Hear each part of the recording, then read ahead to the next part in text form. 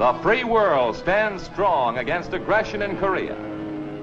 Ethiopia, a member of the community of free nations, has sent men into the offensive against communism's armed attack.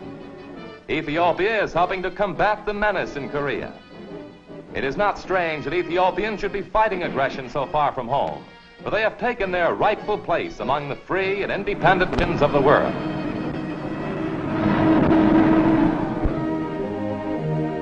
At the Japanese Peace Conference, Ethiopian delegate Atu Membera Yahared tells the assembled nations that Ethiopia is happy to participate in signing a treaty which ends a terrible epoch. They deliberated with representatives of other nations, and together they designed a document which offers Japan generosity in defeat, with new hope for a peaceful, prosperous future. Ethiopia's delegates contributed to a successful conference, the wisdom and dignity of an ancient people.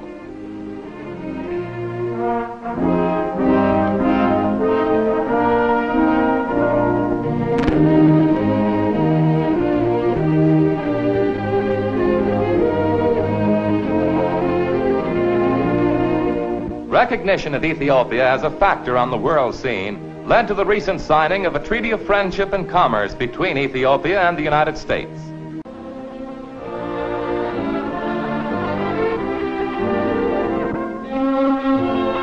With Minister H.E. Akilu, Mr. Childs signs the expression of goodwill and affirms U.S. respect for the African nation.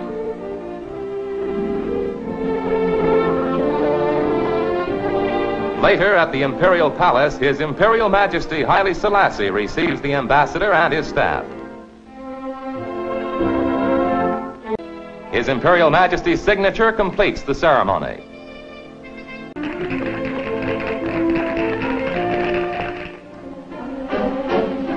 To Korea, to support the UN cause, Ethiopia has sent a battalion of soldiers. Cheering Koreans greet the men who arrived together with replacements from 3 other nations. The brothers in arms were welcomed personally by the President of Korea, Sigmund Rhee.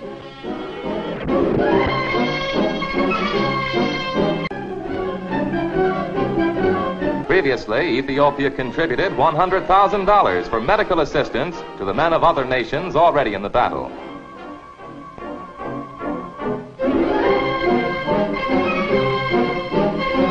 One chap brought his instrument all the way from home. Ethiopian troops made a smart first impression in Korea. An Ethiopian officer reported the morale of his men was very high and that they were anxious to participate in this operation.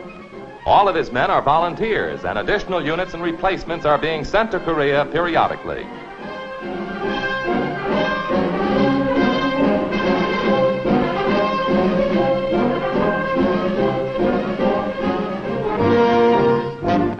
Here, the battalion's first campsite is established.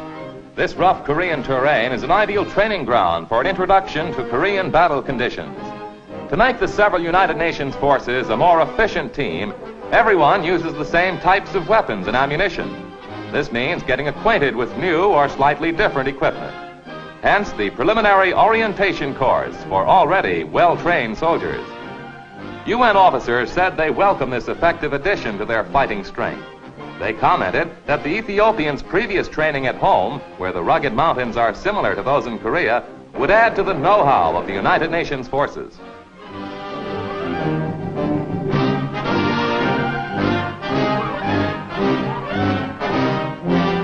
The men accustom themselves to UN signal equipment. The international force must be in constant touch by telephone and radio. This classroom just behind the front lines was a battleground half a year ago.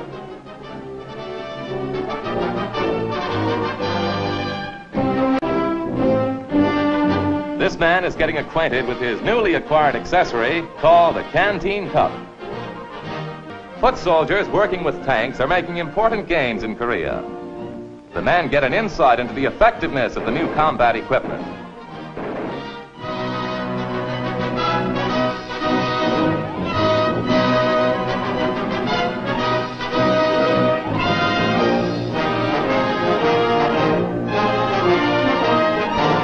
Time out before going into battle for ceremonies celebrating His Imperial Majesty's birthday. An officer reads a message from the Emperor. Dances reminiscent of happy moments at home are the order of the day.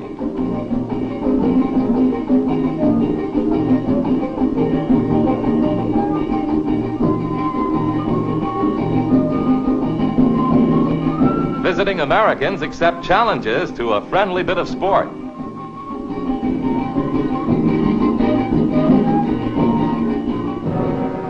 The men collect their equipment and assemble for the trip to the battlefront. Soon they will be fighting alongside other soldiers from the United Nations. With their aid, the communist aggressors will be repulsed.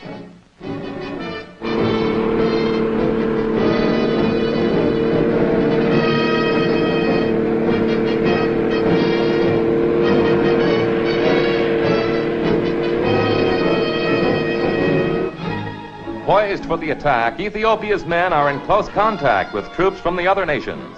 Side by side, they enter the battle.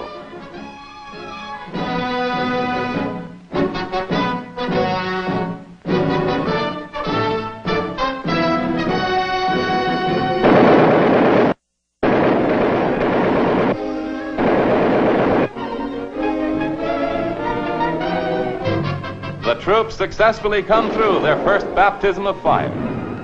Ethiopia, realizing communism's threat to independent peoples, will uphold its contribution to the free world. Ethiopia's faith in collective security has been affirmed. The presence of its men in Korea reinforced the principle of the UN Charter that aggression, to succeed anywhere, is a threat to free peoples everywhere.